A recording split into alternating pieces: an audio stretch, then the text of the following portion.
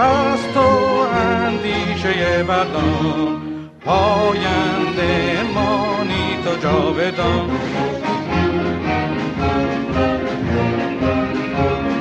ای دشمن از تو سنگ خاره من آهنم، جان من فدای خاک پاک میهنم. مهر تو چون شد پیشم، دور از تو نیست اندیشم. در راه تو که ارزشی دارد این جان من، پاینده باد خاک ایران من.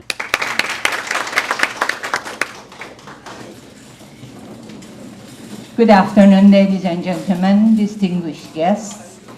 My name is Nasrin Filsouf, and on behalf of the Canadian Iranian Foundation, it is my pleasure to welcome each and every one of you to this very important event. However, before we start, I would like everyone to stand up and have 1 minute of silence for Mahsa Amini and the rest of the people who have been murdered by the Iranian regime.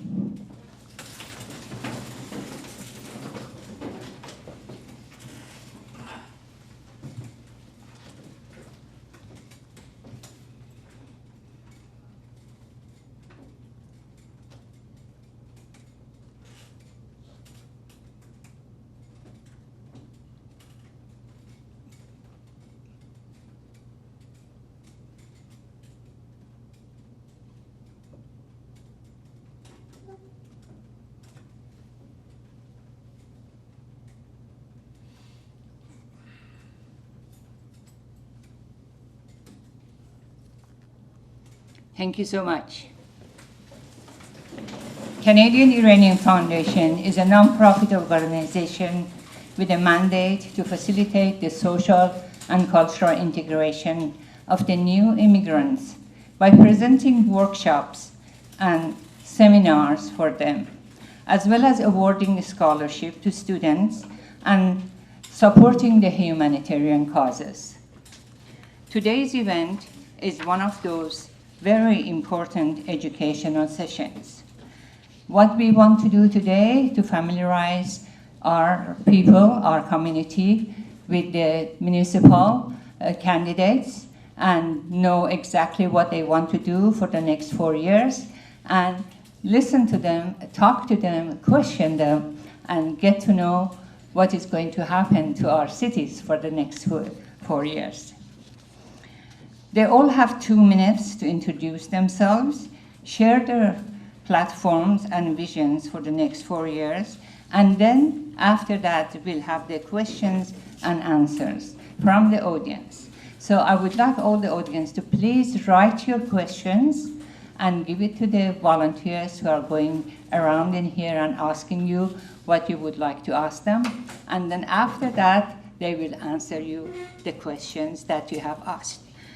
And now, without further ado, I would like to ask Linda Buchanan to come and introduce herself. Linda, please welcome.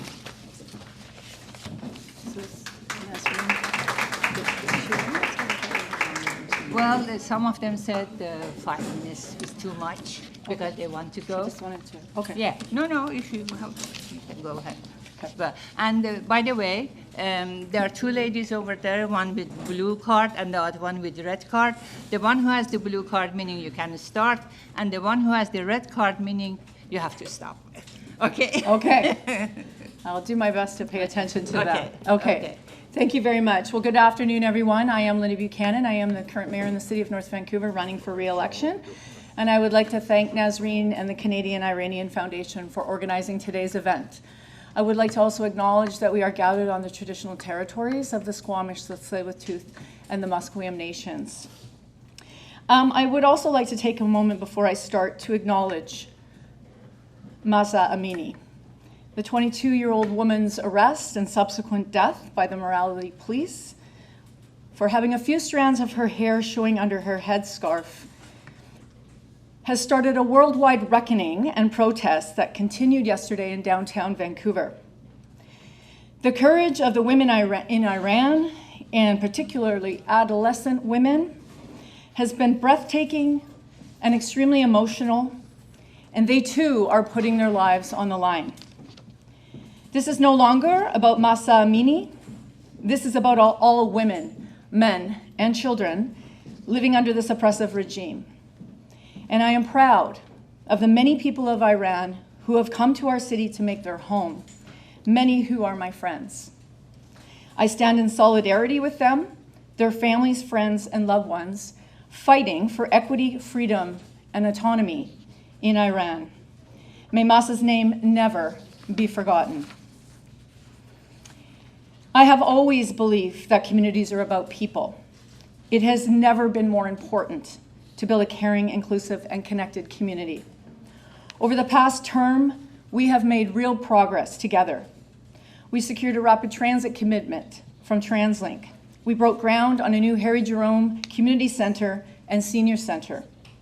We advanced affordable housing options and expanded our urban tree canopy. We opened the shipyards, new lawn bowling greens, the new museum, which tells the stories of the past, the present, and how we'll move to the future. And we've also opened up the brewery district, and so much more. These are the things that people love about our city. While some challenges are behind us, there is more work to do. Now is not the time to settle. Now is the time for bold, decisive action. We cannot go backwards and put at risk the progress we have made together. My opponent, by his own admission, says he ran for mayor because he wants to have a discussion. And I think that is great. But we need to make a discussion that is based on facts and engages with the real issues facing our community. Affordability, housing, childcare, climate change, transportation, equity, diversity, inclusion, and reconciliation. We have a worldwide reckoning going on right now because we don't have equity with all people. These are the things that are affecting families today and will affect families far into the future. As a nurse and as a mayor, I know not only how important it is to build healthy, livable communities, I know how to work with people to get the job done. The solutions to the challenges of today will be found in building relationships with each other. When we put people at the heart of decision-making, as I do, we build better communities. These are the values that have guided me over the past 4 years and what I will continue to embrace as your mayor. On October 15th, I ask for your vote. Thank you very much.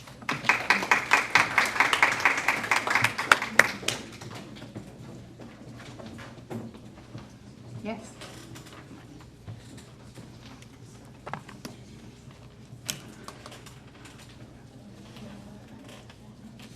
Mr. Guy Haywood, running for mayor. Thank you. Thank you very much. Ladies and gentlemen, my name is Guy Haywood. I was the runner-up in the mayor's contest the last time. I served with the mayor on council before that for 3 years, and in total 2 terms on council, 3 terms on school board, and about 7 years on the Recreation Commission. Thank you all for coming. It is an interesting experience to have both national anthems. I was in Tehran in 1983 on business, very shortly after the revolution, and it was a very scary place. It was a scary place to be there as a Canadian, but the steel industry, I was working for a company that was supplying the steel industry. So they gave me protected passage, and I sat in the Intercontinental Hotel in Tehran and watched people walking the street. There were only men, because that's all who were allowed. The country came a long way from those times. I hope it doesn't have to go back. Which brings us to the importance of government and the importance of democracy, and why your community so appropriately puts value on local government, because that's that's where the true democracy story is told for any community. So this is very important, and I know you put higher priority than many people like myself who are a couple generations here in Canada. So in this local government business, we can talk about all of the issues that are affecting the world, but we also need to hold a local government account for the things that it is supposed to do for us. One of the things it should do for us is make sure that we can commute, drive our cars from one side of the community to the other without having to be stuck in a traffic jam any time of day, any day of the week. We should also be able to enjoy our homes without the feeling that development is happening out of control, without regard for the people that are living here. My belief is that we need to pause development until infrastructure catches up, and that's what I'm here to tell you. Thank you. On October 15th, Guy Haywood.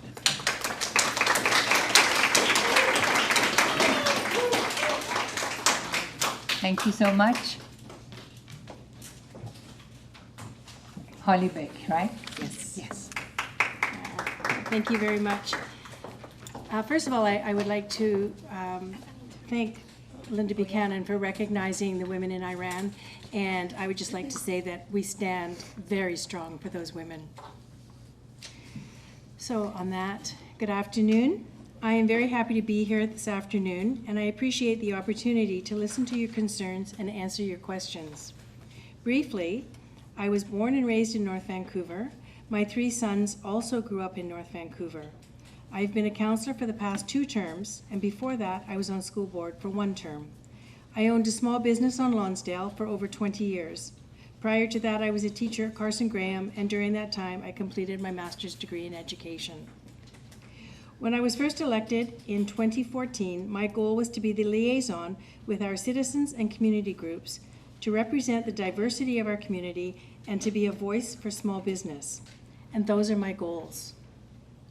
I share the same concerns as my colleagues. The most important issues we face are traffic congestion and housing affordability, and that it will be a strong focus over the next term. Through planning the hard work, we're making steady progress, and I still continue to push for solutions that benefit our community. Community amenities are also important to our health and well-being. Harry Jerome, Silver Harbor, and North Shore Neighborhood House are well on their way, and I will work hard to ensure that these projects stay on track. I would also like to work more closely with our LGBTQ+ community to ensure that our city remains welcoming for everyone, and to continue collaboration with the province to provide accessible and affordable mental health resources, especially for our youth. Today, I look forward to listening to your concerns and answering any questions.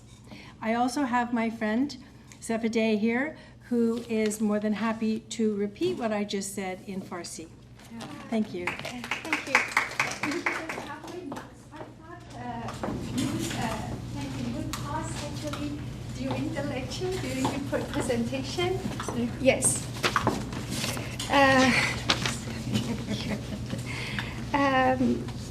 اول ابراز همدردی هست با در واقع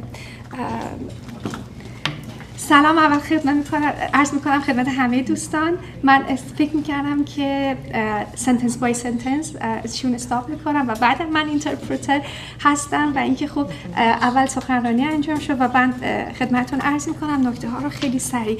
ایشون ابراز همدردی کردن با آنچه که در مملکت عزیز ما الان متاسفانه در حال اکسپریانس هست، تجربه داریم میشه و با خانم های ایرانی اظهار همدردی کردن و از اینکه امروز اینجا هستن بسیار خوشحال هستن.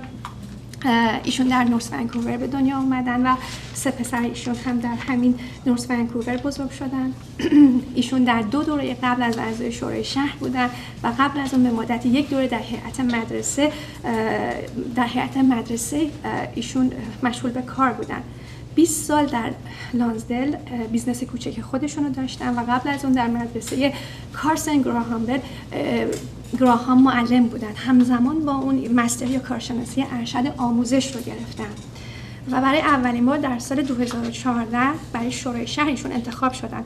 هدف ایشون ارتباط نزدیک با شهروندان و گروه‌های اجتماعی مختلف بوده در جهت اتحاد اجتماعی مختلف و شنیده شدن صدای بیزنس‌های کوچیک که هنوز هم جزء اهداف اصلی ایشون هستند. توجه و دغدغه‌های یکسانی ایشون با همکارانشون دارن و مهمترین مسائلی که در حال حاضر با اون روبرو هستید مثل ترافیک و فراهم کردن مسکن مناسب برای قشر کم درآمد اجتماع که شدیداً مورد توجه در این دوره پیش رو هست. با برنامه‌ریزی و کار جدی پیشرفت مداوم ایشون خواهند داشت و همچنین راهکارهایی رو اتخاذ می‌کنند که همواره به نفع جامعه خواهد بود. امکانات رفاهی جامعه برای سلامتی و رفاه حال هم شهری ها از اهمیت خاصی برخوردار است. هری جرمی، سیلور هاربر و مرکز نورث شور نیبرهود همگی در حال حاضر در حال ارائه خدمات هستند و ایشون نهایت سعیشون رو خواهند کرد که مطمئن بشن این پروژه به بهترین شکل پیش میره. با LGBT ها هم همیشه در پذیرای آنها خواهند بود. Okay. Stop. Okay, merci. Thank you. Thank Merci. you. Thank you so much. Thank you. It took a little longer in Farsi than in English. Yes. Exactly. Thank you. Don Bell, please.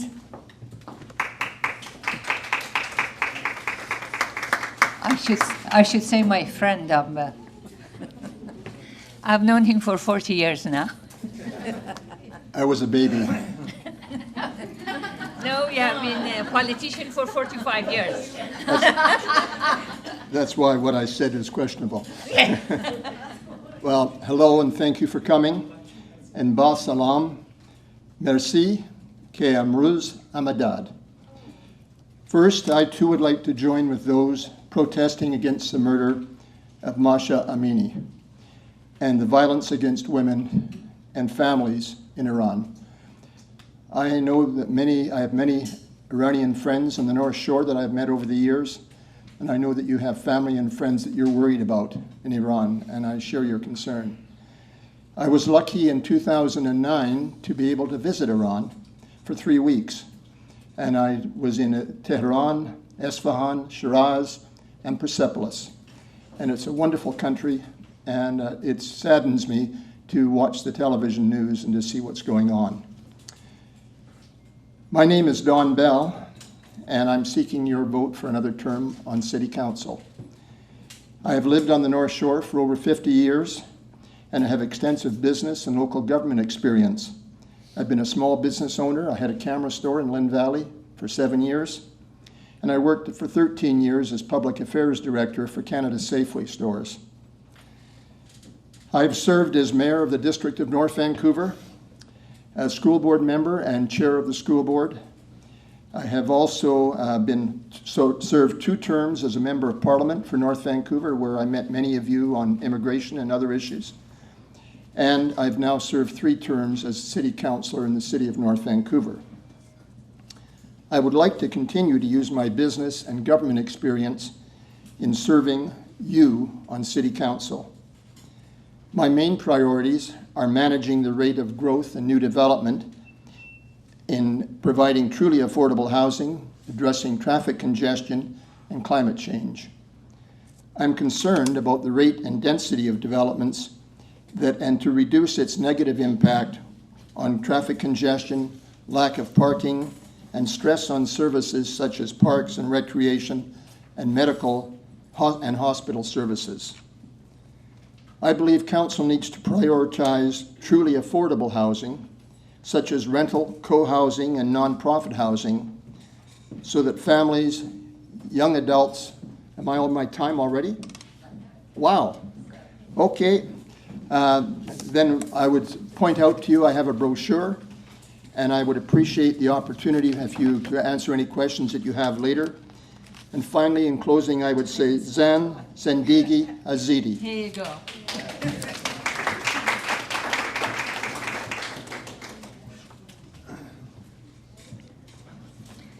Next, we have Anna Voltenko, right? Yes. Hello, everyone. Thanks for coming, and thank you, organizers, for this opportunity to get together. It's such a rare opportunity these days, and I want to say that my heart is with the Iranian community. My name is Anna Boltenko, and I'm running for North Vancouver City Council. This is my second time. And when I did this last time in 2018, I was new to the community, and I knew nothing about the city issues. I have just 3 things in my pocket. First thing is education. My major is in government and municipal management, not politics. Second thing is gratitude and love towards this place, and the desire to be helpful and to be useful within our city. And third thing is actually the feeling of responsibility, because it was a couple of months since I received my Canadian citizenship and passport. So I realized how important it is to be now, to be visible, to be helpful, and to be active within my community and the city where I'm living. So I spent those 4 years working for our community and creating some policies around local food issues, strengthening local food systems. I was volunteering, name any food-related initiative on the North Shore, I was probably there. Serving the Social Planning Advisory Committee, and gaining some knowledge and experience to be able to represent you at the City Hall since day one. And of course, today we'll be talking about the issues that bothers me as well, like the affordability crisis, the climate crisis, transportation issues, for accessibility to the City Council. But I want to speak now about the thing that bothers me a lot. Last time in 2018, only 20% of us voted. Only 20% of city residents who use the streets, who enjoys the parks and city amenities, who shops in local stores and support local businesses, only 20% of them voted. Just a small group of people decided the future that we have now and call it our present. So, and I think that it's very important not only to vote, but please share. Every second person that I'm talking about election on the street have no idea that there is an election. Please spread the word. It's a 5-second deal, but the impact can be huge. Thank you so much. Please vote, please share, and October 15th, vote for Anna Boltenko for North Vancouver City Council. Thank you. Thank you so much. The next one is Jeremy Cato.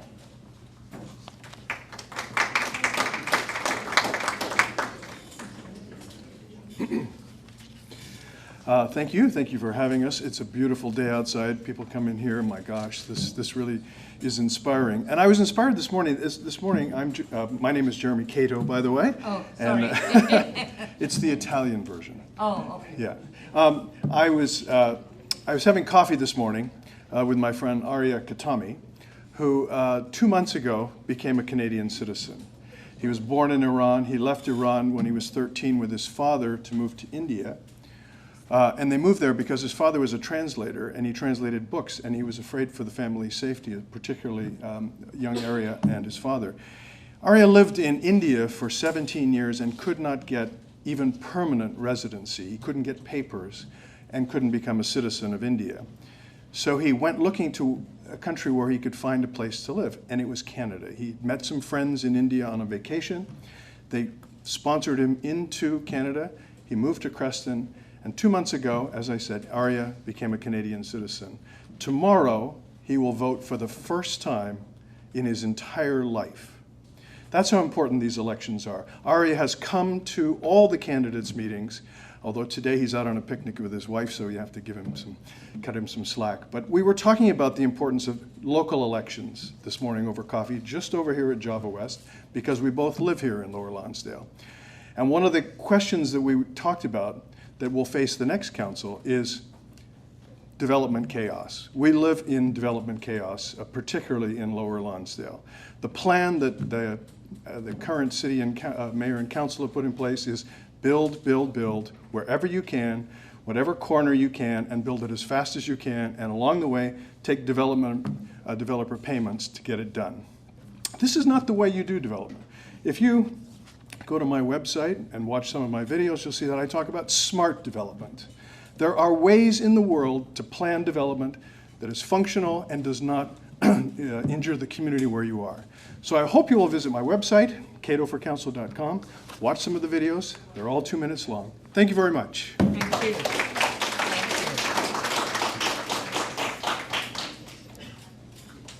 Thank you so much. Next one, Angela Girard, right? Salam. Khala chatori, khubi? By the way, we usually say durud na. Durud Salam na. is Arabic. I would like to have it durud. Durud na. Thank you. Good. I'm Angela Gerard. I also would like to acknowledge the tragic loss of life of Ms. Amini, and my heart is very sad for the people of Iran at this time. I feel solidarity with the Iranian people, and at this moment I feel very humbled and privileged as a woman to be elected to represent the citizens of North Vancouver, and I am grateful for this privilege. I'm born and raised in Manitoba, but have lived in North Vancouver 20 years. I have experienced the city from the perspective of being a small business owner, as a working professional, a volunteer, a city councillor, and as a mother. My love for public service started at a very young age, with my dad being elected a 6-term MLA in rural Manitoba, where I witnessed him serving many immigrant and First Nation families. My parents, who are of Polish-Ukrainian heritage, taught me the values of listening to others, advocating for people, standing up for one's beliefs, and giving back to community. And community begins with people. It begins with caring for those in our community, the small conversations that we have about big issues.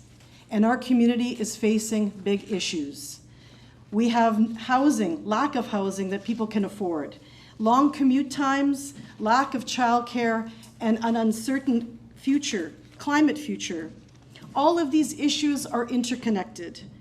We are producing jobs here in the North Shore, but due to lack of affordability, many who work here can't afford to live here and are commuting here daily. We see it all over our bridges.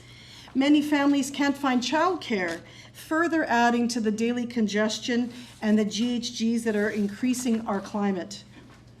We must ensure that our city is focused on the very people we are serving, supporting a diverse and inclusive community which respects and engages our First Nation neighbors in all we do. I thank you for this opportunity, and I count on your support. Thank you very much.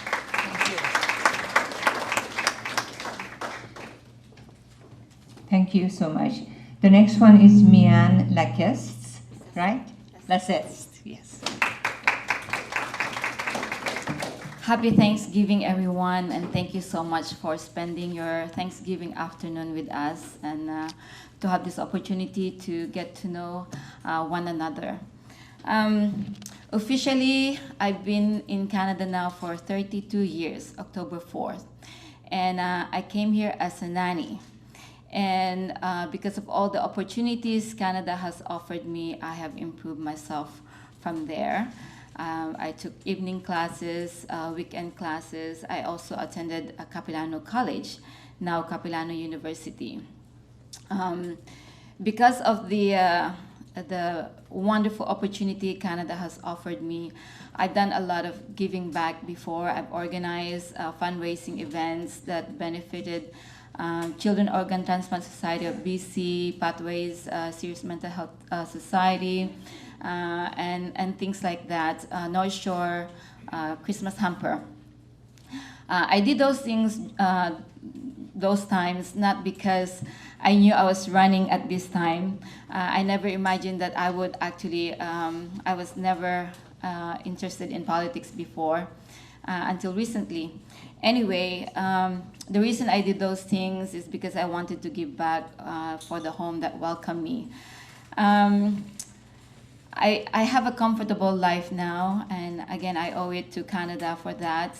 And one of the days last week when I was really pounding the pavement, I asked myself, why am I doing this? Why am I torturing myself?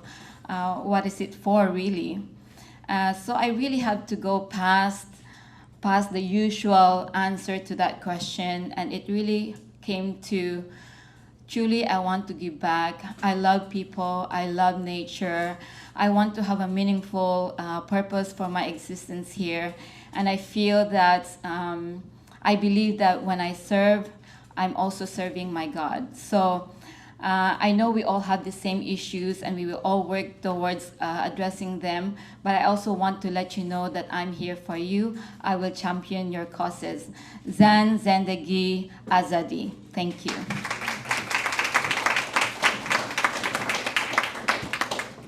Thank you very much. And the next one is Max Lal, right? So we have 2 minutes, right? Yes, makes most of it. Can I go over? Okay. Hi, my name is Max Lai. I am first time running. I was born and raised here in the North Shore, grew up in the district, moved down here.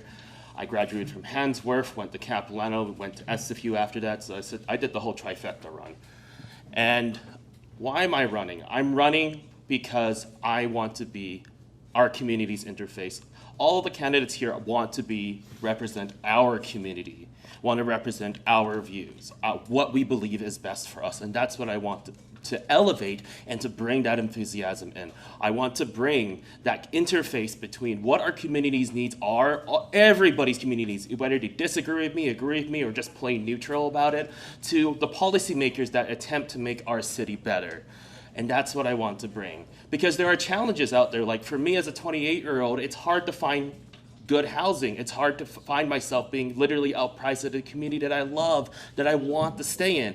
I don't want to drive a car anymore. I'm 28 and I'm already saying that. I'm sorry, it's too stressful on my mentality. I would like to bus more. I'd like to bike more. I'd like to have different options, and I want to give that to my community as well. So that's why I'm running, because I know when we are running here, you are trying to find the 6 people and a mayor and your school trustees that are making the best informed judgments for you.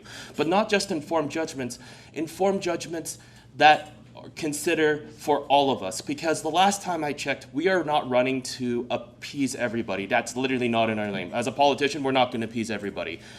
But as a politician, we are trying to run for our community, and that's what I'm running for, our community. Thank you. Thank you. Thank you so much. The next one is Kathy McGranera. Kathy, yes?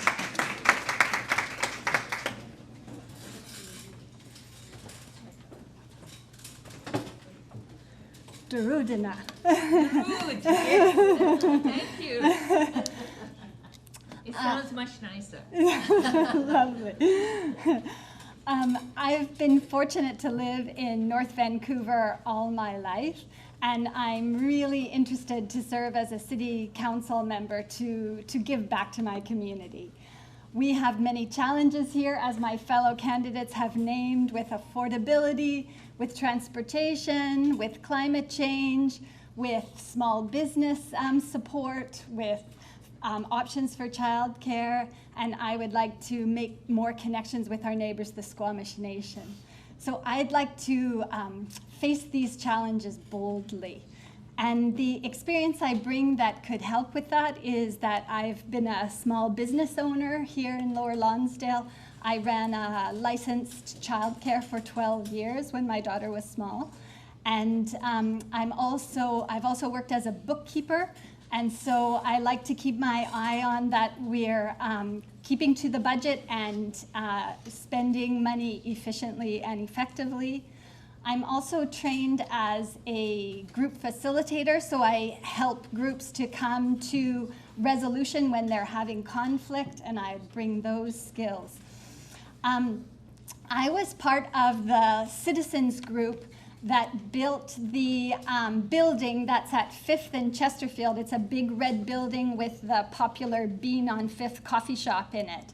That was built by a citizens group that got together. It's called co-housing, and the future residents get together and try to put together a building so they can live more collaboratively together.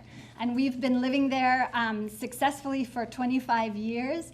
And we were able to include 5 affordable units in that building, as well as many environmental sustainability initiatives. And it's a wonderful community for both aging in place and raising a young family. So I'd like to bring the skills that I learned from doing that to council. Thank you very much. Thank you.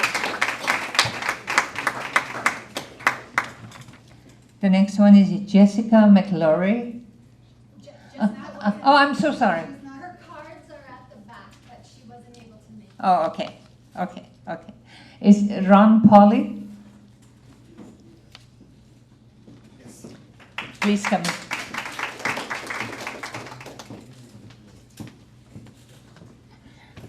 Good afternoon. My name is Ron Pauly. Thank you very much for being here today on such a beautiful day.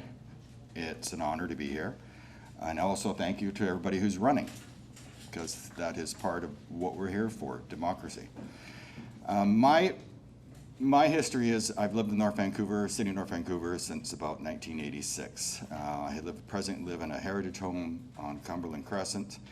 We have been part of the community. I've been on a lot of committees. I've been on the Parks and Environmental Committee. I've been on the Coach House Committee. And I've enjoyed my time volunteering for the city. A lot of my time has been spent on animal welfare and parks and preservation of parks.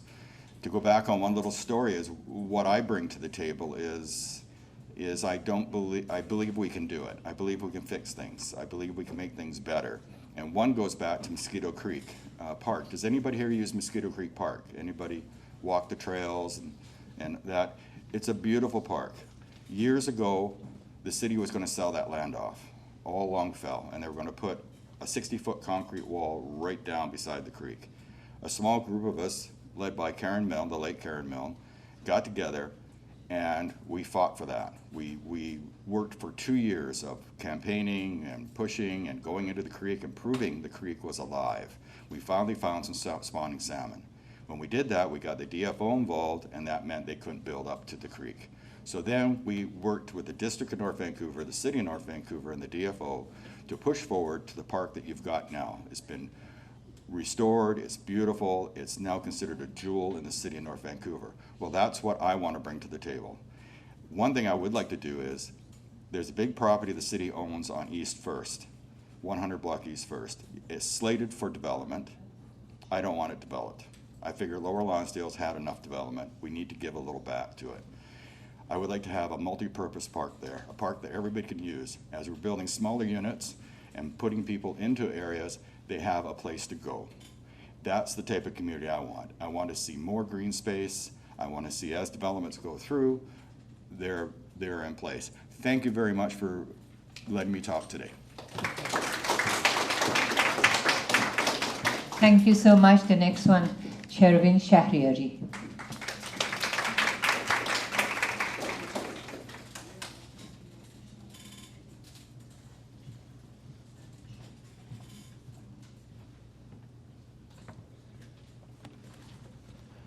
Hello, hello everyone. My name is Shervin Shahriari, and I will say a few things in English and then I'll switch to Farsi. Regarding Mahsa Amini, obviously we all want to do something to help that situation. We stand with the people of Iran. But I would like to challenge the current council to take concrete action. We have other cities in the world coloring the city hall red, white, and green. And I'd like to ask any incumbents here or any candidates who agree with me to stand up right now.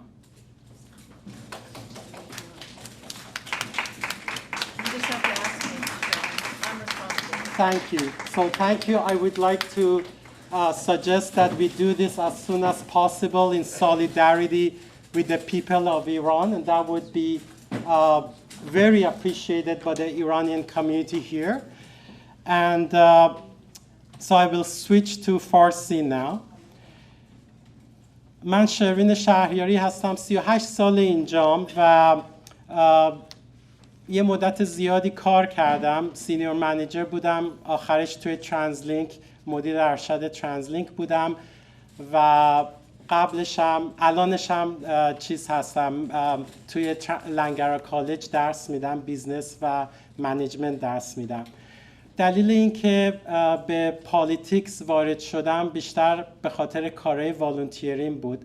توی لایبرری اینجا مدیر رئیس هیئت مدیره بودم برای 5 سال. قبلش هم رئیس هیئت مدیره موزه اینجا بودم برای 2 سال. سالهای زیادی اینجا من والنتیری کار میکردم و یک کتابی هم برای نورت ونکوور نوشتم راجع به نورت ونکوور لانزدیل نیبرهود. وقتم هم تموم شده و با درود بازم با هم صحبت میکنیم. خیلی ممنون.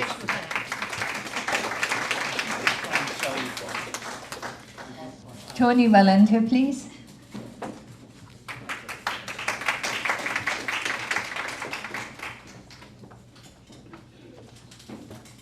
Thank you very much. I'm Tony Valente, and I'm happy to be here today.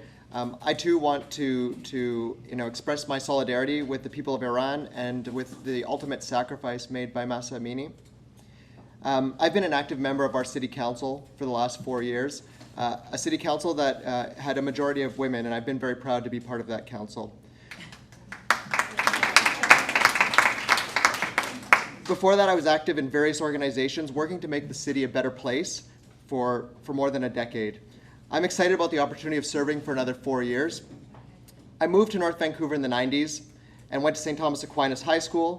I was briefly away in Italy after graduating from my undergrad because I wanted to get a greater experience in the world and see things from another perspective. And that's something I try to bring to council. I moved back with my wife, Elena. I went through the whole PR process with her. And that was something that certainly helped inform me. And I find when we're on city council, the thing that we can bring is actually a different perspective and try to get the perspective from the community. Before being elected in 2018, I worked to promote street safety for all users.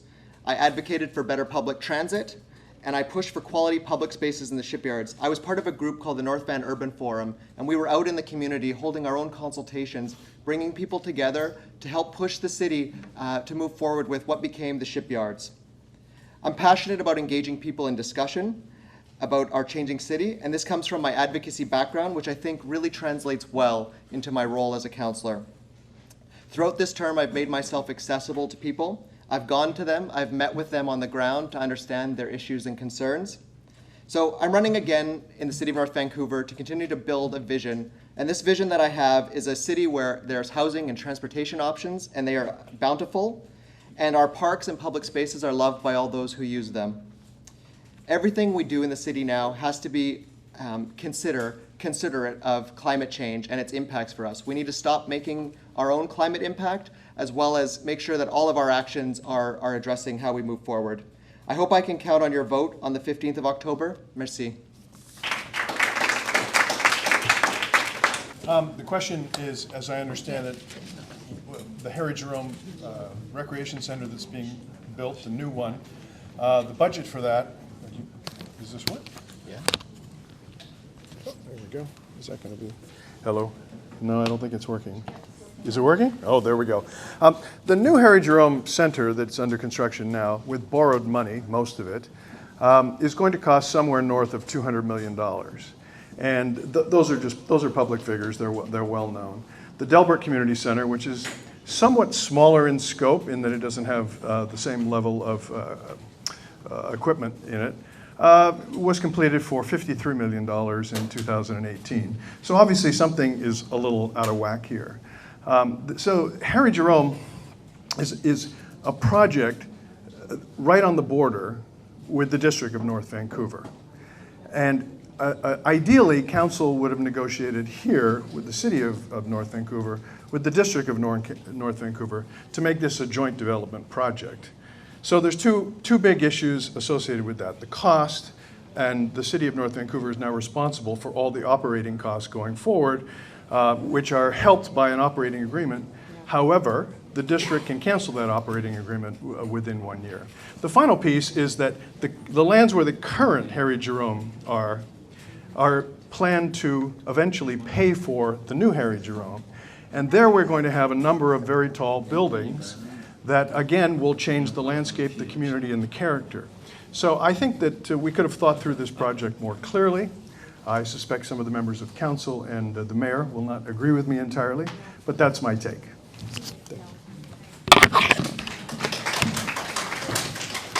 You want to speak? Yes, go ahead. Thank you very much. So we all want a new Harry Jerome Community Recreation Center. we know that sport and recreation is a value that we all share, and as a public health nurse, I know what that means for the health and well-being of people. But after 22 years of previous councillors floundering on this project, this council, under my leadership, have a hole dug in the ground. We are moving forward. And this council unanimously supported my motion, which was the first motion I brought forward as the mayor, to de-risk this project right out of the gate. Because we didn't know at that time, we needed to plan for the worst case scenario. We didn't know at that time that we would be in a global pandemic. So I'm thankful for my council members who supported that motion. I am incredibly proud that we've advanced this project, including the new senior center. And the price tag includes the community center, the senior center, the lawn bowling facilities, the agreement we have with Flicka to provide Flicka Gymnastics with a new home that will be theirs for the future. Valerie Jerome, Harry's sister, is incredibly proud to support us and myself to have the new Harry Jerome carry on Harry's legacy. This building is being built to the highest environmental standards. It's also being built to the highest accessibility standards, and we're working directly with the Iranian Foundation. This project is not being solely covered in terms of operating. We have, by the City of North Vancouver. This council and previous councils, we have an agreement between the both municipalities that covers off the operating costs through a user agreement, which we are actually currently reviewing at the moment. These projects are born out of development. This is how the city has actually gotten some of our infrastructure. The new library, the actual community center that we are currently sitting in was delivered to the city through development with no extra cost to the taxpayers. It is false to say that it is on the backs of the city residents. Operating costs are borne by users, and that is regardless of which municipality you come from. We are going to open this center in 2025. I'm incredibly proud, and I can't thank my current council enough for us moving this forward, again, after 22 years of floundering. Thank you.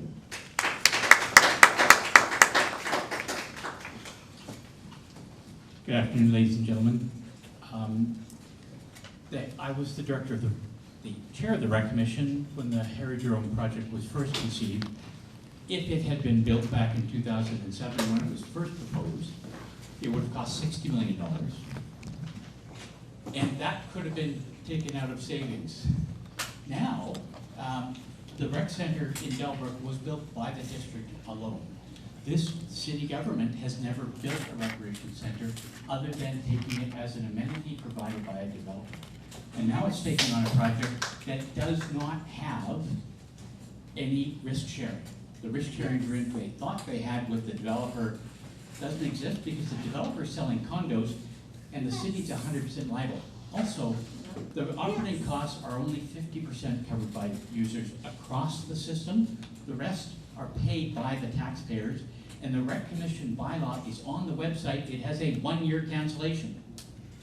So it is a project that has put the city at risk, and the mayor was part of the same group that could have started it 12, 13, 14, 15 years ago when it should have been done. And the original Harry Jerome had a curling rink and was built for the whole community. This Rec Commission, this rec center serves more district residents than city residents. So it exposes city taxpayers a great deal. We need to do something to cut off that risk because it alone is going to have to be paid by city taxpayers whose tax rate is already higher than the district rate. That is not true. Not true. That is not true. Great. The mayor does not understand her own tax rate, so let's go and look at it.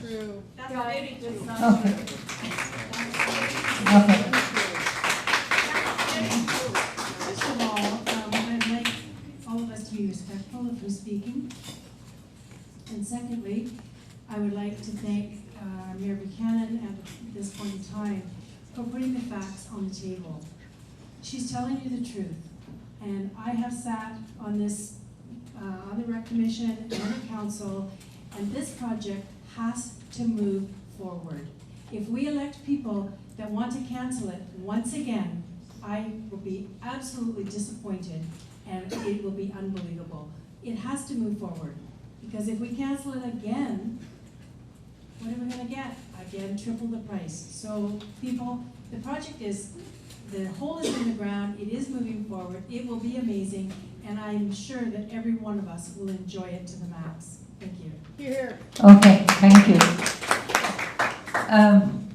Linda, I have a question from you. Yes. May I ask? Yes. Of course. This is about a few months ago I called you, and we had a chat, and we talked to each other. I did say that our organization, Canadian Iranian Foundation, would like to have a memorial for the PS 752 victims. Yes. And that is very important for us. I wanted it on the North Van because there were a lot of people from North Van who were in that place. You said, yes, you're going to take it to the council and you're going to include us, meaning the Canadian Iranian Foundation group who has suggested that, to be in that council when you're presenting it.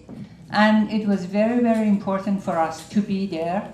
And I was waiting to hear from you about when to come to the council and present our request. However, it was very interesting when I saw in the newspaper, in the Iranian newspaper, that was in Hamyari, which was written that you had the meeting with the council, and the council agreed, whether right or not, I don't know. It was written that this was your idea.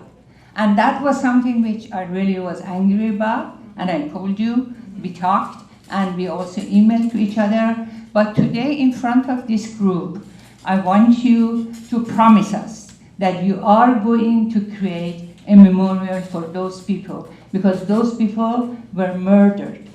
And we do want to have something there to remember them by forever and ever. Thank you. If she gets to be the mayor. Okay. Yeah. Okay, thank you. I am currently the mayor, so I'll speak on that. So thank you very much, Nazreen, for that question, and thank you. We did have quite a long conversation about that. When flight PS 752 went down, I was immediately called our staff to lower the flags. I immediately brought together the Iranian community, Impact North Shore, which is the Multicultural Society, and offered Civic Plaza so that we could have a community memorial morning. Yes. And we did that vigil, 7-day vigil that we had 7 days after that flight went down. In regards to the memorial and the monument, yes, we had multiple conversations. We went back and forth, and I did bring forth a notice of motion that, again, our council unanimously supported. And I've had many conversations with the Canadian Iranian Foundation and other Iranians across the North Shore. You have my commitment that that memorial will happen. The notice of motion that happened is that, because the meeting actually hasn't happened between the groups, council has to give a motion, and then it goes to our staff. Staff, through our Community Arts Council, will bring the various people together, which will include yourself and the Canadian Iranian Foundation, and others. And we will work, if the families of the victims within the North Shore want to be part of that process, we will have them involved as well. And we will look to find where is the best space, and what's going to work best for the various groups within the Iranian community. You have my 100% commitment that that will happen. Thank you.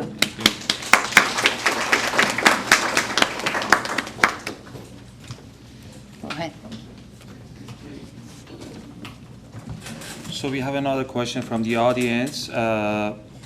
Some people want to know, what are the plans for housing affordability in North Vancouver?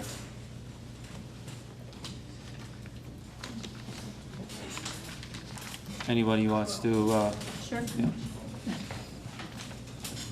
Well, it's a question of plans, or what I think should happen. We have, for several years now, encouraged the creation of truly affordable units.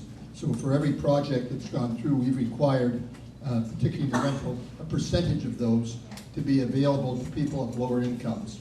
Because one of our problems is ensuring that people who work on the North Shore can live on the North Shore and not have to commute to Burnaby or to Vancouver or elsewhere, and that adds to traffic congestion. So we've done that. We've also encouraged co-housing, co-op housing, and non-profit housing that really address the issue of people with medium and lower incomes, and that's the real concern.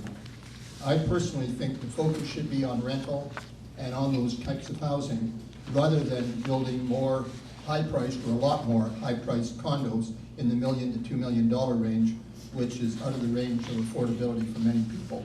So I'm interested in affordable housing and pursuing that. I'm not against building more condos, I just don't want the focus to be on it. Thank you.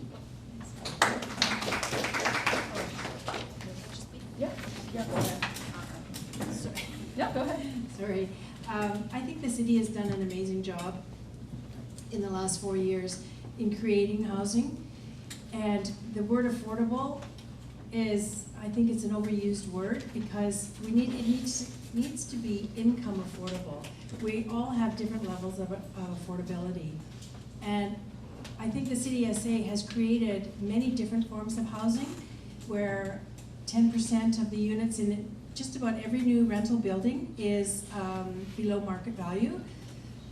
So our rental, for the rental costs, we also have, for a different income level, a lease to own, which is a great opportunity for people to get into housing, whether they be our emergency response people, or people that just want to be able to buy in but they don't have the down payment.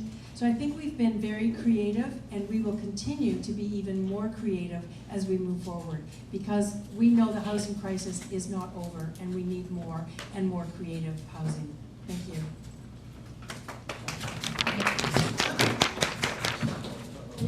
Just wait a minute, so Do you want to go I'll through pass it? it by. You can go ahead. Okay, thank you very much. I think housing is something that we, council, and probably everyone in the community either hears about, reads about, or is affected by every single day. And access to affordable, adequate housing is a right we all share, but not everyone in our community is well housed. That's why this council and myself, we focused on delivering. We have delivered the most purpose rental housing than any council. We, as Councillor Back, or Holly Back has said, we provide within the purpose rental, we get units that are rented at mid-market, which we have now strengthened our relocation policy, rent-eviction policy, and we are looking at making sure that those homes are accessible to the people who live here and the people that work here. Moving forward, in the next term of council, we'll continue to focus on the purpose rental, rent-to-own, small lots, stratification of coach houses, lock-off units, anything that we can do to provide innovation within the community that provides the kind of housing that's needed in today's 21st century. We have 20% of our population that live on 80% of our land in some form of single family or low density housing. 80% of our residents live on 20% of our land in multifamily. We need to be as creative and innovative, which is why we will continue to partner with nonprofits, senior levels of government, and the development community to deliver the kind of housing that we need that supports all people to be able to call our city home. And I'm proud of the work that we have done over this last term, and that this city has been a leader in developing housing. In fact, other municipalities look to what we've done in the city to look to see what they can do in their communities, and I'll continue to do that. Thank you very much. Actually, I think that if we continue to do what we have been doing, this city will quickly become unlivable. I think our traffic is worse than 4 years ago. There was a promise that if we build, things will improve. There'll be housing will be improved. We have seen our workforce is unable to work here because they cannot. They're unable to live here because they cannot afford to live here, and they commute every day. The workforce housing was not a priority for this council for the past 4 years. If I'm elected, it will become a priority because that will solve pollution, that will solve a lot of local traffic overflow issues, and it will be all around good for the business community as well because they're having challenges recruiting and retaining people because people don't anymore like to, unfortunately, they want to live here, but they cannot afford to live here. And this would be a priority for me, the #1 priority that I would encourage other council members to stand with me and solve in the next 4 years, if elected. Thank you.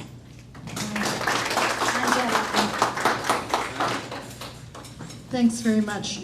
I want to share a proud moment of this council, contrary to what we've heard from some of the other candidates, of an incredible partnership that the city had with 4 nonprofits, the North Shore Neighborhood House, Catalyst Community Development, CARE BC, and Hollyburn Family Services. This council, the majority of this council, supported the development of affordable housing geared to income. That is phase 1. With phase 2, total affordable housing. So to suggest that this council doesn't care about affordable housing is untrue. Also, I'd like to share, similar to what Councillor Back had indicated, we have put forward a motion to look at rent-to-own options. At a recent campaign event that I went to, I met a young couple. They have a newborn baby.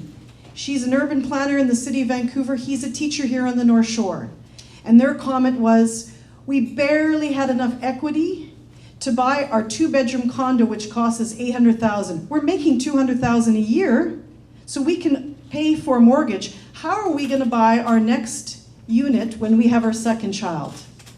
So the issue for many people is they have good incomes, they just don't have the equity to be able to get into home ownership. So that's another way of how we can, through innovation, look at rent-to-own housing options. So please do not get caught up in the rhetoric that we haven't done anything. This council has done a significant amount and will continue to do so. Thank you. Max, please. Just a quick question, just how much time do you want us to answer, like 2 minutes or about 2 minutes? Okay, so I think some of the candidates have also said that I think the main problem that we have is, yes, affordable housing gets thrown out there so much a lot that it ends up sort of being interpreted in different ways. I think one way that we can get around this is just define it, define like what do we mean by affordable housing? When we talk about that, who are we building for? What are we building for? Do we know what workforce, as Sherman said, do we know what workforce do we want to come in? Are we building for the baristas? Are we building for the construction workers? Are we building for the nurses, right? So let's define that in that way. A definition as well, to me, it is essentially when an individual's household income doesn't spend more than 30% on appropriate shelter accommodations, because it varies with everybody. I'm 28, my shelter accommodations is going to be very much different from a young couple that have their baby, for someone that's been here for 28 years, for a senior that's on fixed income. So let's actually be accountable to that. Let's actually define it, make sure that we're accountable, and say, okay, this is how we're going to get there within the next 4 years. The reality is that no, yes, we can say all these different things, but no, it's not going to snap. But we should have those steps to get there, right? If we want to talk about more rentals, how do we get there in the 4 years? For me personally, it's just maybe, you know, we have a really good mid-market rental policy. Maybe we could expand on it, possibly. Can we look at the viability of that? How about rent-to-own? We talk about that a lot. Oh, okay, we can cover it as a pilot if need be to get more people on board. But let's actually look into that. How does that do it? And that's what I think we want. I think our committee is looking for, is how can we actually hold us accountable? Thank you. Jeremy. Sorry. Well, I couldn't agree with Councillor Gerard more that rent-own is an excellent idea. It gives many people an opportunity to get into the marketplace who do not have down payments. So she will find an ally with me after the next election on council. What I do want to talk a little bit about here, because I haven't heard it yet, is the way we are creating some of the new properties. And let's talk concrete. I've been a business journalist for 40 years. I like facts. And one of the things that I would like to see is more mixed housing the way than we're seeing now. So what does that mean? Well, over here on 1st and St. George's, the city is going to proceed with an 18-story tower. The bottom 3 stories will be the new North Shore neighborhood house, and the top 15 will be below market housing. Up on 15th and Lonsdale, there's going to be a 22-story tower, which will all be upscale, very expensive luxury apartments and townhomes. And I think that this scheme puts people in boxes. I would prefer to see that 18-story tower, the 15 stories of housing, be mixed housing, some market, some non-market, and I would like to see the same thing on 22nd and Lonsdale. We are putting people in silos. We are separating people based on their economics. This is not a healthy thing to do, and cities like Vienna or Milton Keynes in England, they mix the housing together so that people get to know each other. They become familiar with each other, and it's not based on socioeconomics only. So one of the things that I would push for as a councillor would be more mixed housing to spread people around so that they get to know each other, various socioeconomic groups, cultures, ideas.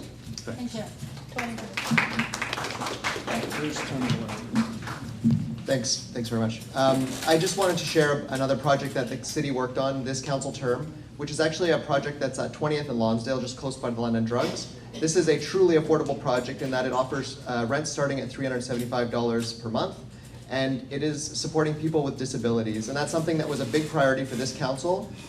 But you know, when we do these projects, it takes a lot of work and a lot of resources, and that means financial resources. And I think that it is important that you realize how much that work on that particular project started with the previous council, and then we were able to support it with this one, and now I'm proud that it's built and people are now living in it. The other thing I'll just add is that from an infrastructure perspective, this council has seen the growth of transportation options from 10-minute C-bus service, which we did not have before, and that's also expanded our 15 minutes window as well. Many folks in Lower Lonsdale work in downtown and are taking the C-bus, and I think we need to continue to push for further options there. But we also have the rapid bus that was unfortunately implemented during COVID, but is really forming the backbone of a critical transportation artery on the North Shore. And we know that by creating space for transit to move freely so that people can get onto transit and have that as a viable option, so they're not punished by taking transit, but by seeing transit as a true option. Sorry, I don't want to have to speak over folks. This is how we're going to move things forward. And our city's land use, the way that our city's laid out, is set up perfectly for this. So the options have come. There's going to be more. There's going to need to be more. And we'll see that come forward as the TransLink plan continues to be implemented. Thank you.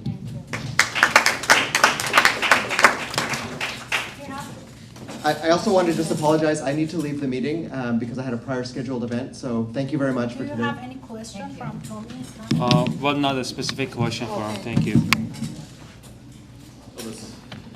So another question from the audience is from the same topic, but how is the housing affordability for seniors, to be more specific? Go ahead.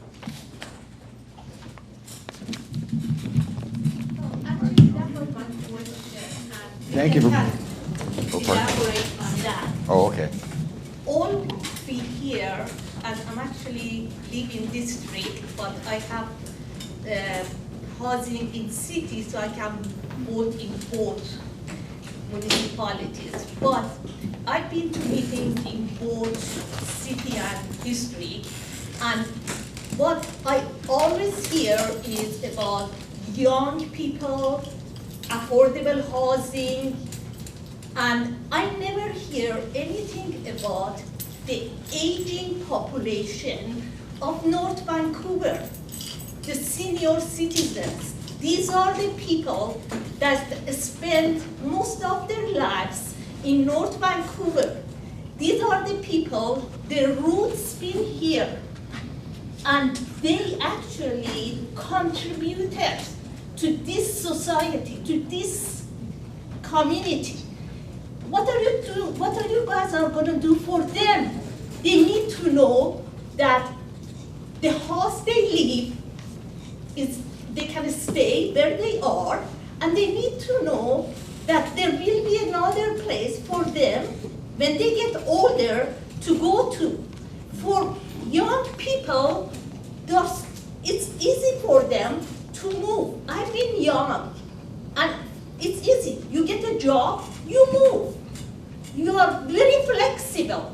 But when you get older, as I got older, I realized that how hard it is to move.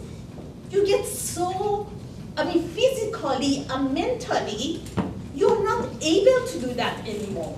And I don't hear that from anybody in this panel or even in district talking about aging population in North Vancouver, in North Shore. Thank you. Thank you for bringing this up. This actually is something I brought this up in 2011 when I ran for mayor. And I spent a month in Lionsgate Hospital where seniors were brought in and they were dumped there, waiting for room in Evergreen. I was on the coach house committee, and actually I was the one who proposed that we bring coach houses into the City of North Vancouver before anybody else did, because I thought it is a good way for aging in place. You could build a coach house on your property, move to that and rent out your front, or the family could enjoy the whole thing. So I was on the committee, I proposed it, it's come in, it's worked really well, and other municipalities actually have taken all our work and used our regulations. As for seniors housing, that's one thing I don't hear about. When in 2011, the mayor at the time promised they would move forward on this, and then once the election was over with, it was gone. The district, I sent somebody who had background in dealing with life care, and life care is where you move into housing, senior housing, and you don't have to move out no matter what condition you end up in, no matter if it's palliative or whatever. I understand there's going to be a project in the City of North Van finally that's going to have some of this, but I've worked for this before. I don't think some of these places are very affordable. So I think we have to start taking a look at exactly what you're saying. We have to look at how we're going to house the seniors as they're getting older, so it's affordable, they have life care, and what we have to do in that. Thank you very much for asking that question.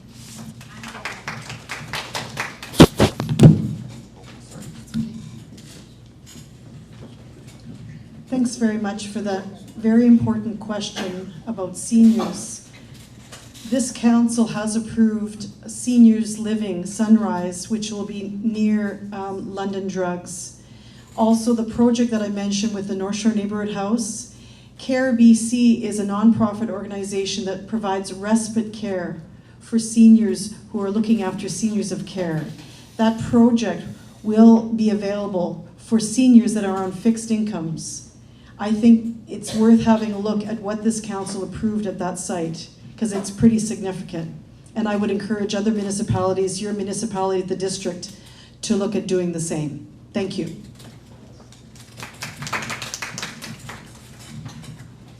I want to thank you for that question, and for the reason I am a senior. And I totally agree with you that we have not done enough work on housing for seniors. All these care facilities are anywhere from $12,000 to $15,000 a month, and we need to do better than that. And I do not think that to this point in time we've done enough. So I look forward to being on council so we can work move forward on better senior housing and more affordable senior housing, because we do focus on the young people moving here, the young people need.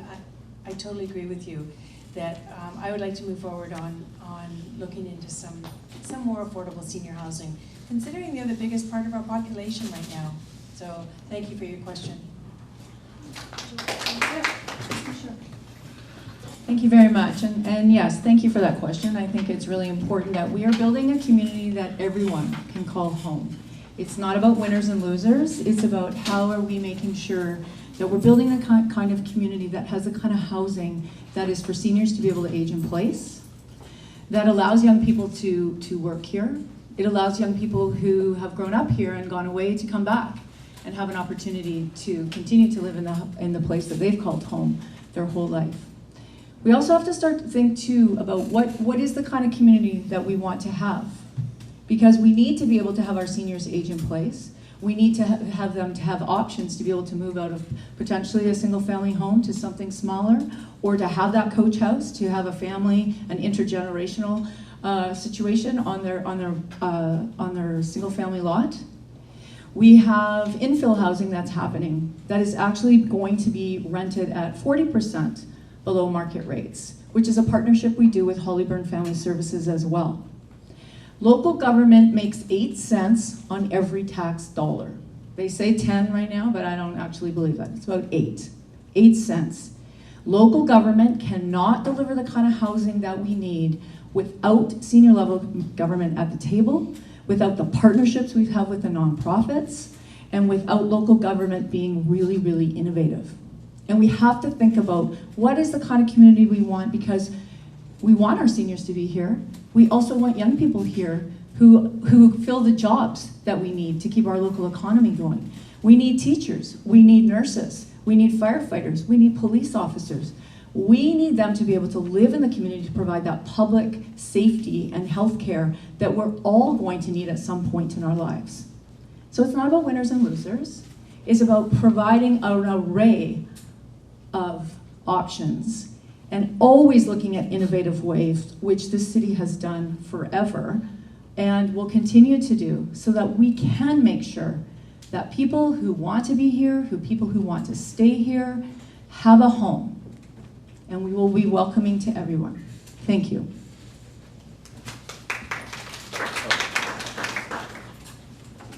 Go ahead, Jeff. Hell, I don't think anybody is going to disagree that we need more affordable housing. My father, a senior many of you might know, has left because it was much more economic to move to Penticton than here.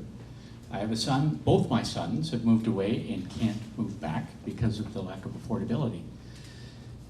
So we can all agree on what we need, but we need to look at the actions of the local government and see if they're contributing to the problem or making it worse. The only real winners in North Vancouver have been the developers. We can't just create more high-rises, and certainly we shouldn't be creating them all in the city of North Vancouver and not spreading this work across the rest of the North Shore. So the city has struck a very different course from other municipalities. I don't think it's appropriate. I don't think it's been fair to our community to do that. I don't think these decisions, like the North Shore Neighborhood House, was a great project. It didn't need to have the 2 projects from the district lured down. The only reason seemed to be to make that tower higher. We don't need higher towers. We need better planning. We need slower growth. We need to be able to get from one place to another. And we need that to happen quite soon. So this is the kind of discussion that I was hoping we would have. I think that this government has been going the same direction with the same leadership for over 20 years. We need to take a different approach. Okay, again, I just want us to have facts. Nobody lured the project from the district. The district council turned that project down at 4th reading, which is really housekeeping once legal agreements are done. They turned it down. The partnerships who put that project together, Hollyburn Family Services, Care BC, Catalyst, came to me and asked, could we please do this project? Money was on the table. We had BC Housing. We are doing a good job in the City of North Vancouver. We are keeping pace with exactly what's outlined within our official community plan.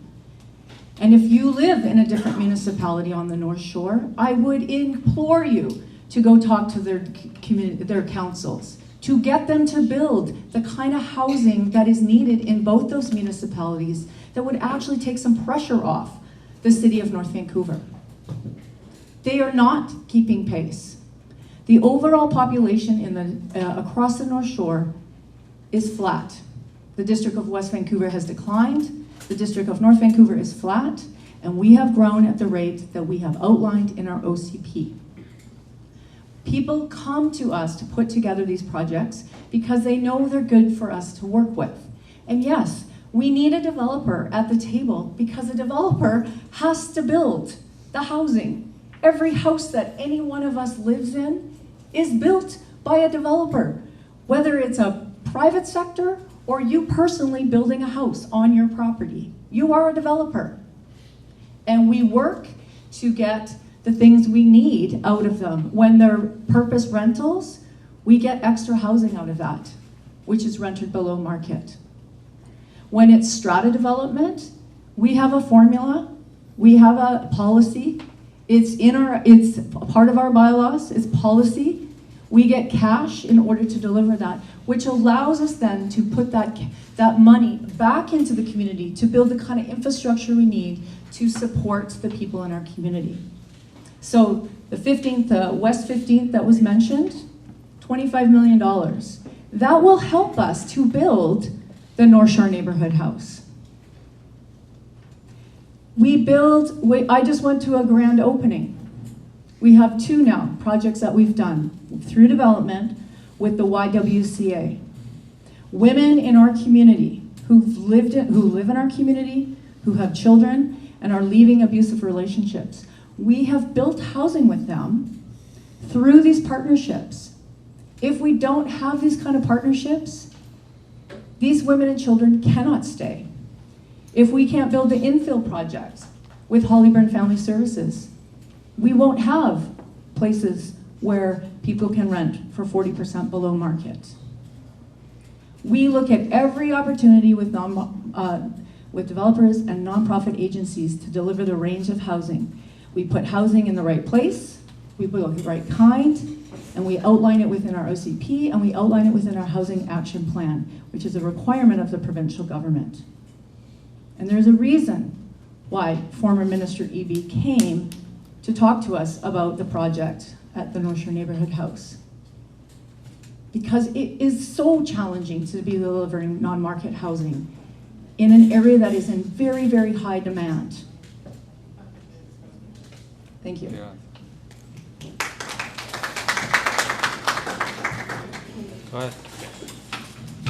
Okay, just not to talk this over to Beth, but no, I get you. Like sometimes the conversation does go like, oh, young people, but you know, my 84-year-old grandmother lives up in Millbrook or District, and I would like to, you know, still see her because I go see her once a week if I can. Yeah, and I don't think you'll get anyone that disagrees that we need all levels, types of housing. I think it's council's purview that we build adequate, affordable housing for all, not for some people, right?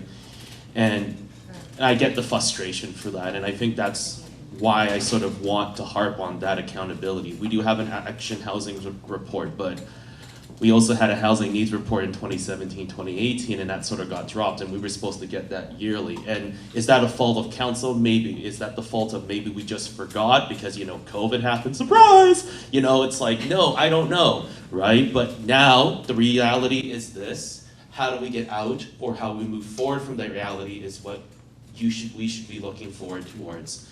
And I think that's the main thing that I want to bring towards is that, yeah, I get the reality. Look, it's not affordable for anyone. And for a young person like myself who could technically get a job and move elsewhere, my family certainly doesn't want me to leave. I was looking at Poco, New West, Burnaby. Heck, I was even looking all the way out to Abbotsford at one point just to make sure I could find a place to live. And my parents went, no, you're not going that far. We're going to help you if we have to, right? So yeah, I totally get it, and I totally understand that frustration. But yeah, I think that's council's purview. Is how do you hold us accountable, and how can we be accountable to when we say we are bringing adequate, affordable housing for all? Thanks. Okay.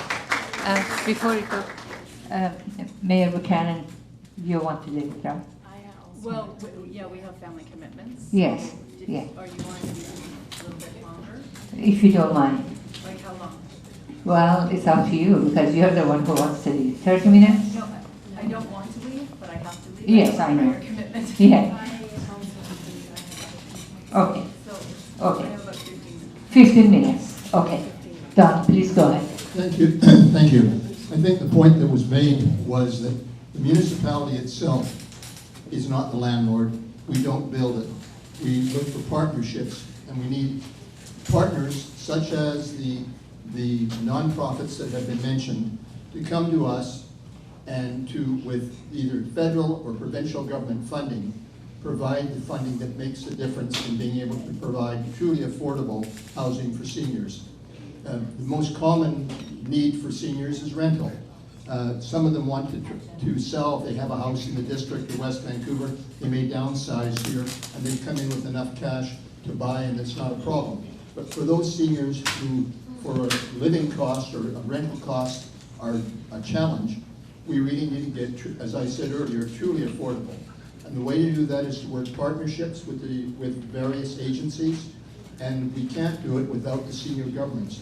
Many years ago, the federal government had huge incentive programs for developers to build low-cost housing, and I can tell you there were a number of projects on the North Shore that were built at that time. That's in the 60s and the 70s. They stopped those incentives, and the federal government has to get back to providing those incentives so that developers want to do that, and it can be affordable. We can't cover those costs as a municipality itself. What we can try to do is facilitate it, speed up the process where necessary, eliminate some of the costs. Things like coach houses, basement suites have all helped provide accommodation for seniors. And you don't want to create blocks where seniors are isolated. Ideally, they should be mixed in where they can see young people, they can see they're close to their families. And we shouldn't have a situation where seniors have to leave the North Shore where they've raised their families now because they're on fixed incomes. So it is a major challenge. Thank you.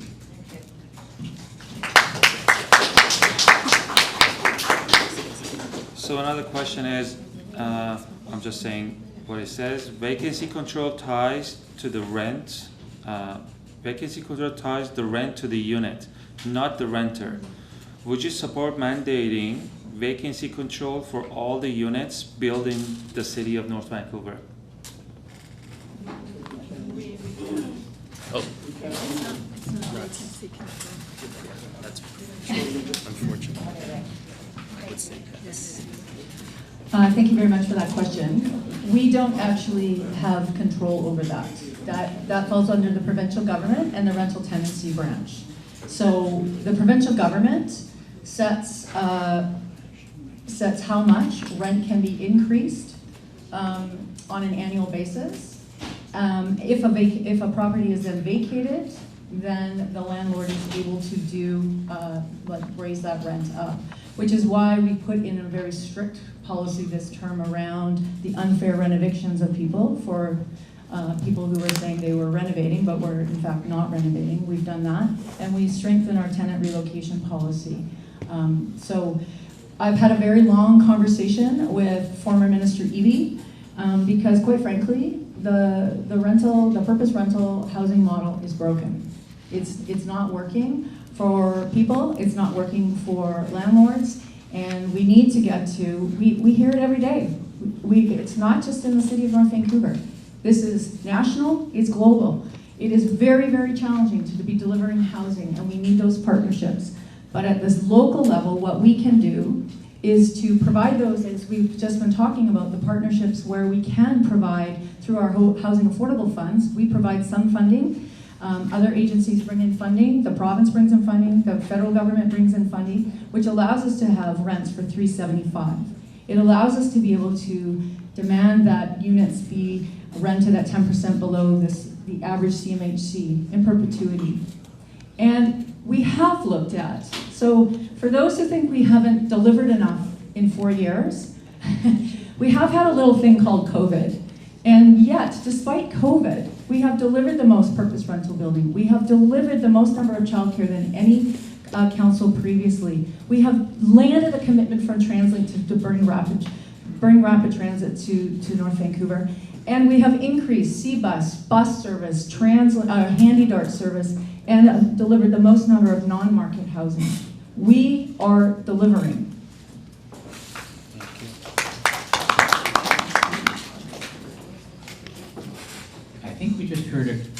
for the provincial government. Because the transit, affordable housing, those are all NDP policies. What we need in the city is a government that is going to defend this community against the impact of one-size-fits-all policies across the province.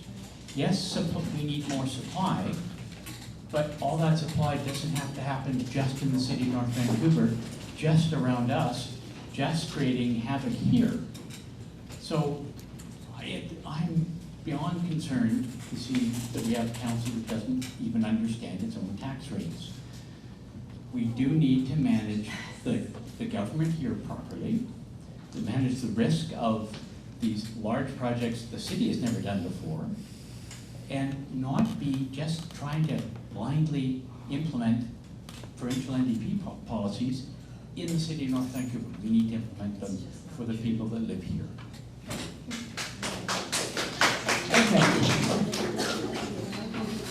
This council is very aware of our tax rates and where we sit.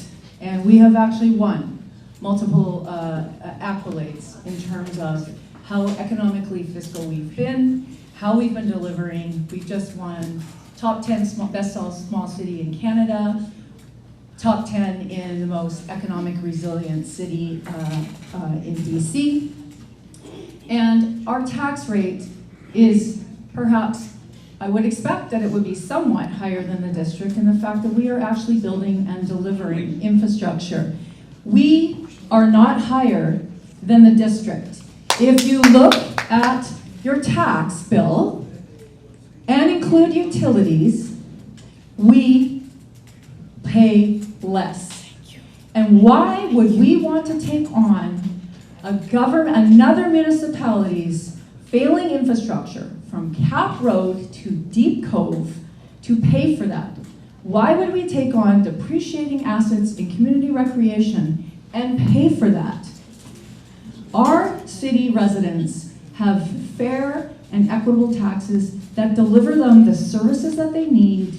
We deliver the infrastructure for a growing community, and we are sitting right in the middle of the tax rate across Metro Vancouver. Saying otherwise is simply not true.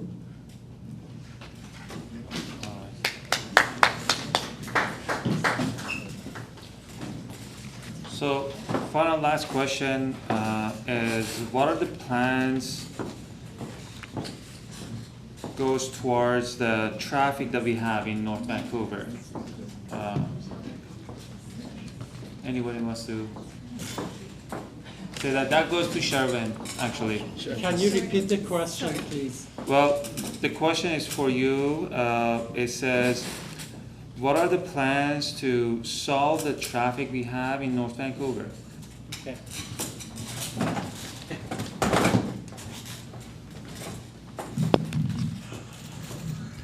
So I know years ago we used to have a rush hour that was the exact opposite in terms of the mornings and in the evenings, right? The rush hour would be people going out to work, and now it's the opposite. It's people who are working here, coming here, and so that's why the one thing that will solve that is by helping those people to live here.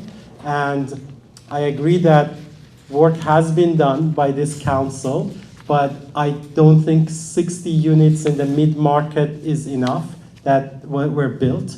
And I think just recently, in this election year, the notion of prioritization of workforce was introduced in council, and I think that was 4 years too late, with all due respect. So I think that would be my number one thing that I would do. The second thing, as a former senior planning manager of TransLink, I can tell you, yes, the planning people in TransLink do a great job, and I support the bus rapid transit.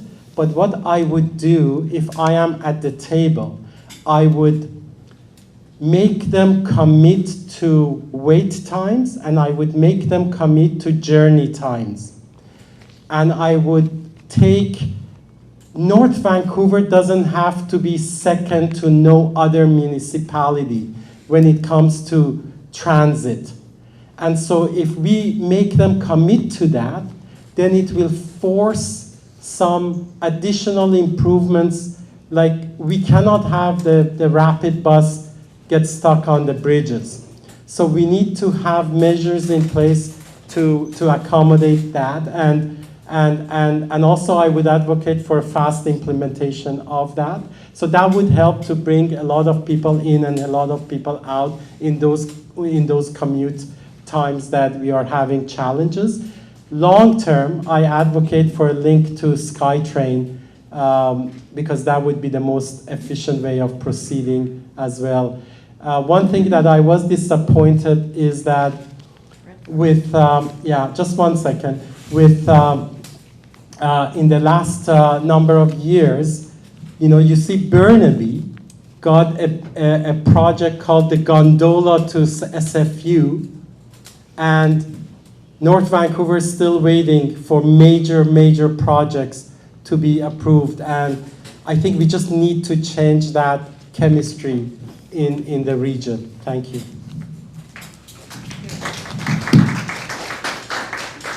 Well, thank you very much for that question as well, because transportation is probably the second most talked about subject across the North Shore. And you know what? We all know traffic actually sucks. It sucks when we're caught in it. We're super frustrated when we're trying to get from A to B. But we all want to be moving safely and efficiently through the community. But for too long, this community has been designed for the car. The North Shore has been designed for car. Metro Vancouver has been designed for the car. And that's not working for all people. And we know that more and more people are asking for healthier, greener, alternative ways in which to move. And we are delivering that on this council as well. It's why myself and my two mayoral colleagues across the North Shore, our Indigenous governments, and our MPs and MLAs have never worked closer together over these past 4 years. And the mayors, as part of myself as a mayor, I'm part of the Mayor's Council, has been a strong advocate and have landed that commitment for rapid transit to the North Shore in 4 years, 3.5 actually. It's unheard of. Burnaby gets a gondola because it's been part of TransLink's plan for years. There is a plan. The mayors sit on the Mayor's Council. TransLink, we've just approved Transport 2050. These things happen. Burnaby has a built-out SkyTrain as well. Burnaby also has 60 to 80-story towers. There's choices that we have to make. The gondola has been part of a previous 10-year priorities. The North Shore has made the case. We've advocated it. We've got our ministers on board. We are getting rapid transit to the North Shore, and we're going to get it in very short order because everybody knows this is a pinch point. We have had strong job growth, and our housing hasn't kept pace. And we have people that have to travel here day in and day out for their jobs, which is why we need that rapid transit, and we need all the other ways and means in which we need to move people through the community, and I will continue to deliver that and advocate for that these next 4 years. Thank you. I just have one thing to say on that, and we need a sign at the Second Narrows Bridge that says, if you lived in North Vancouver, you would not be stuck in this traffic. And on that, I want to thank you very much for coming. I do have to leave, so thank you for today, and thank you for all your questions. Thank you so much, everyone. Thank you, candidates, for coming. It has been wonderful. Final comment on yes. the transit. We finally got something called InStep, which is a study that was done that covers the whole North Shore. It includes the 3 municipalities, 2 First Nations, federal government, provincial government, and TransLink. And they finally acknowledged that we have transit problem or traffic problem in the North Shore. They never acknowledged that before. We argued it, we stated it, but they never believed us on the other side of the pond. They finally do, and that's why we're now getting the priority. Thank you. Thank you. Thank you very much. There is one more question. This gentleman has got a question, if you don't mind. بفرمایید بفرمایید. Yeah. Okay. Just make it short, please. Because she has coming to say. Yeah.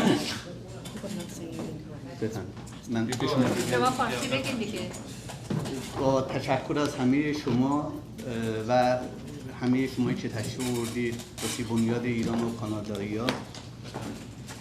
سوال من اینه که من یه بیزنسمنم تو نورت ونکوور زندگی میکنم و اینجا هم 2 تا بیزنس دارم و یه بیزنس پلنی دارم که میخوام اینو اجرا کنم. میخوام ببینم این بیزنس پلن رو که درباره بازار محلی ایرانیه، آیا ما این بیزنس پلن رو به شهرداری بدیم از ما حمایت میکنه، کمکمون میکنه که این بیزنس پلن رو اجرا کنیم یا نه؟ So he's thanking you guys for being here.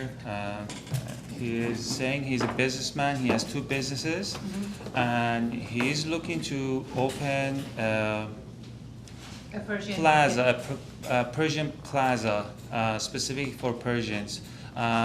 He just want to know if you guys support such plans and what are the steps. Plaza no. Mahalli, بازار محلی. That's the same. I am open to having a conversation on anything in regards to the city. Yes. Okay. Okay. Yes. Thank you, everyone. Thank you for coming.